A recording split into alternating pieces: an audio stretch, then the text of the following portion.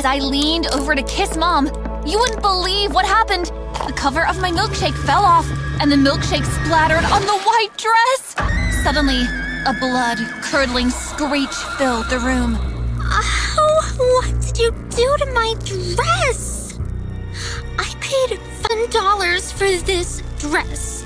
You better hope this stain comes out, doofus. Don't you dare talk to my mother that way, you spoiled brat! I'll talk to your mother however I choose. With my fists clenched, I stepped towards Debbie. Dress for tonight. Daddy, fire her. Mr. Langston looked at the dress that Mom held in her hand, then at the milkshake in mine. Mr. Langston, I can Pierce, I think it's time you left. Mom nodded, and without another word, she exited the room, and I followed closely on her heels. Hi, my name is Kylie, and I'm from Costa Rica. Costa Rica up with a single mom who worked as a maid at the Langston Mansion for over 10 years. Now, thanks to me, Mom was fired. I apologized to Mom a million times, and each time she said it wasn't my fault. But I knew she was just saying that so I wouldn't feel bad. Mom now worked multiple jobs, which meant she was hardly ever home. I insisted that I'd get a job to help her pay the bills, but Mom wasn't having it. Kylie, we spoke about this already. I want you to focus on school. Let me worry about the bills. I decided I would study my butt off to make my mom proud. A few months later, I was super excited when I got a scholarship to college. I can't believe we got into the same college. My best friend Heidi squealed into the phone. Heidi and I met on the playground in kindergarten, and we've been friends ever since. College will be amazing. We can change our boring high school personality things up a bit. Now is the time for a change. New school, new me. The night before college, I was so excited that I barely slept. On the first day, as soon as Heidi and I stepped onto the campus, I got a shocker. Surrounded by a group of girls stood Debbie. So I groaned. Over 60 colleges to attend, and you and Debbie choose the same one? This can't be happening! As Heidi and I walked past, Debbie shouted, Hey, maid's daughter. I didn't expect to see you at college. Your mom, carrying on the family business, being a peasant. I'm surprised to see you here too, Debbie. We all know you didn't get the grade to attend this college, and Daddy paid extra for you to get in. I smirked as I walked past, and Heidi couldn't control her laughter, which got her a cold stare from Debbie. The first few days of college were okay. Every time Debbie saw me, but I retorted to keep things even between us. However, after the first week, something happened that unhinged my very soul.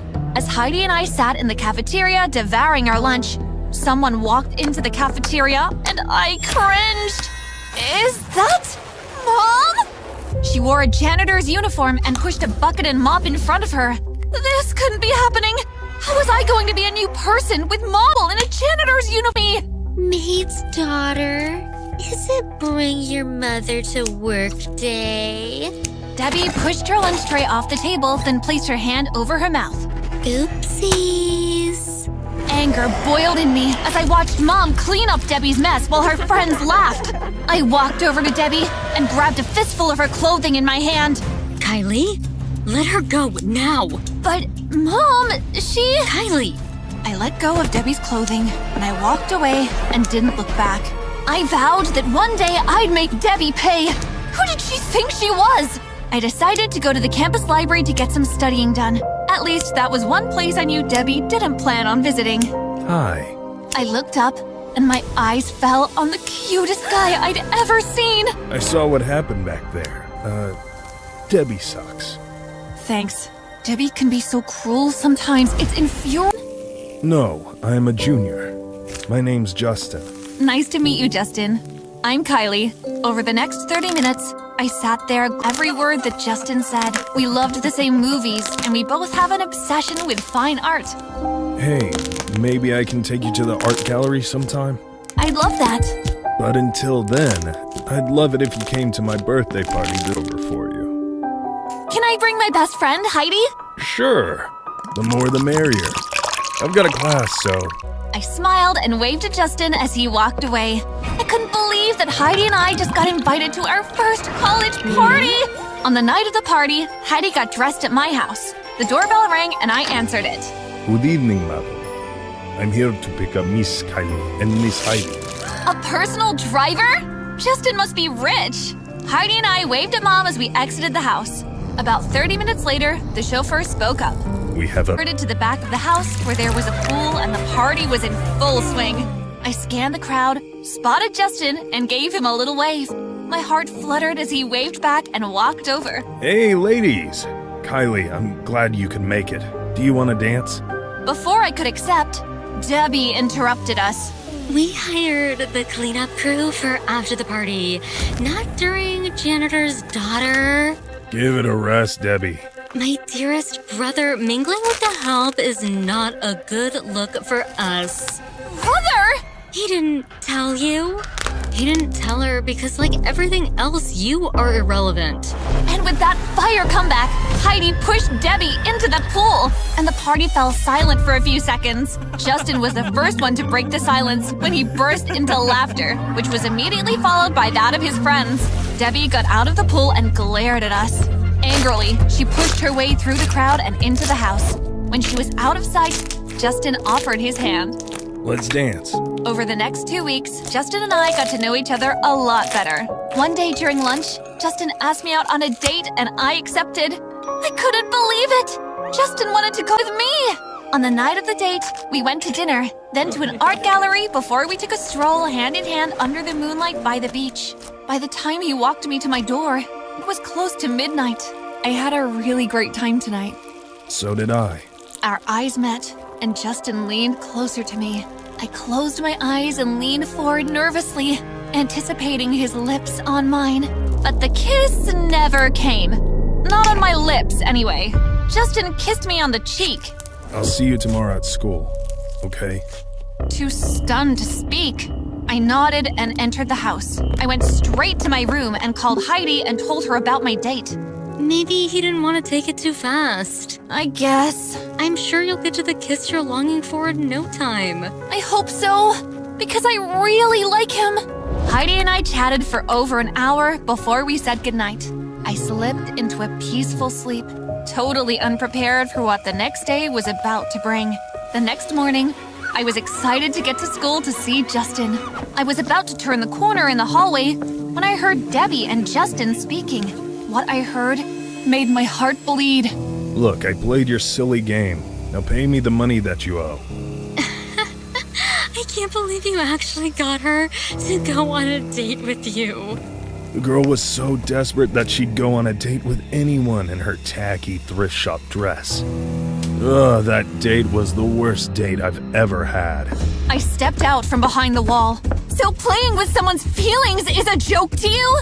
I slapped Justin across the face and Debbie gasped. You jerk! And you? Stay away from me! I stormed off and went to the girls' bathroom and had myself a good cry. That was the worst day of my life. But then, something happened that night that turned my mood around. I was completing some assignments when Mom burst into my room. Kylie, I won the lottery. What? I won $10 million. The next few days felt surreal. Mom resigned from work and decided to open her own company. Heidi and I went on a shopping spree, and Mom and I moved into a new neighborhood. She even bought me a new car. But even though I had money to buy anything I wanted, I actually still enjoyed going to thrift shops. One particular visit gave me the advantage that I was looking for over Debbie. Mom? I watched as Mrs. Langston searched through the clothes on the rack and held a few dresses against Debbie. My friends are getting suspicious. I can't keep getting these cheap clothes and trying to pass them off as designer wear. Well, honey, your dad filed for bankruptcy, and until we get back on our feet, these stores will be your new best friend. Mrs. Langston walked away, and Debbie stomped her feet frustratedly. I walked around the clothing rack, and Debbie's eyes widened like a frightened deer. She looked utterly mortified. I'll see you on Monday. As I approached my locker early Monday morning, Debbie was waiting, and she looked extremely nervous. Look, about what you saw on Saturday. Honestly, I'm surprised. You always strut around like some kind of princess, as if you're above us all. I wonder what everyone will say when I tell them you're broke. Please, you can't. I can and I will! Don't do anything. Good. I'm glad you said that. I dropped my books into Debbie's arms. From now on, you do every single thing I tell you. Got it? Over the next few days, I made Debbie my personal maid. She washed my car, did my laundry, and ironed all of my clothes. And did my chores at home, including cleaning my room.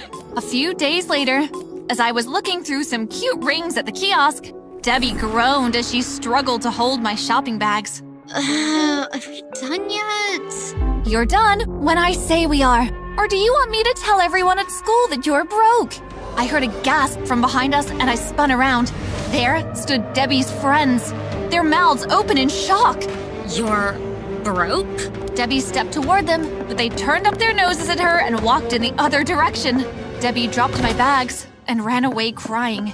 Once I gathered my bags, I went in search of Debbie. I found her outside by the car park.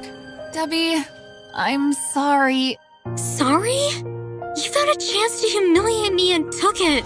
Me? Maybe if you weren't such a witch when you had money, people may have treated you better when you lost it. And maybe if you didn't have any, you wouldn't be the witch that you are now. Debbie got up and walked away. As I sat there and contemplated her words, I felt terrible. I had turned into someone I no longer recognized. I was totally disappointed with myself. The following week, neither Justin nor losing their money was the main gossip of the whole class. That afternoon, after giving it a lot of thought, I went to Mom for help. I told her everything. Mom sighed heavily. What you did to Debbie was wrong, but I'm glad that and you're willing to help. I'll give Mr. Langston a call. Not only did Mom give Mr. Langston a call, but she invited the entire family over for dinner. Bird, Justin didn't look at me once during the dinner, and Debbie just sat there pushing her food around the plate. Mom told Mr. Langston that she had a position for him at her company, and he graciously accepted it. Thank you so much. You don't know how I have to do this, especially after I fired you. I believe in helping people wherever I can. I'm just happy, Emily. After dinner, Debbie excused herself to go outside for some fresh air, and I followed her. Debbie, I'm sorry about what I did. I should have never treated you that way. Can you forgive me? Debbie did something I never thought she'd do. She hugged me!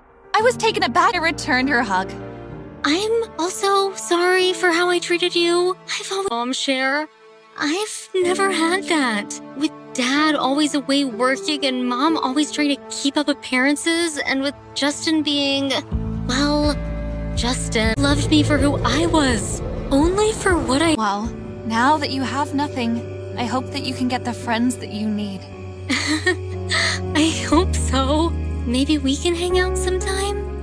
I'd like that.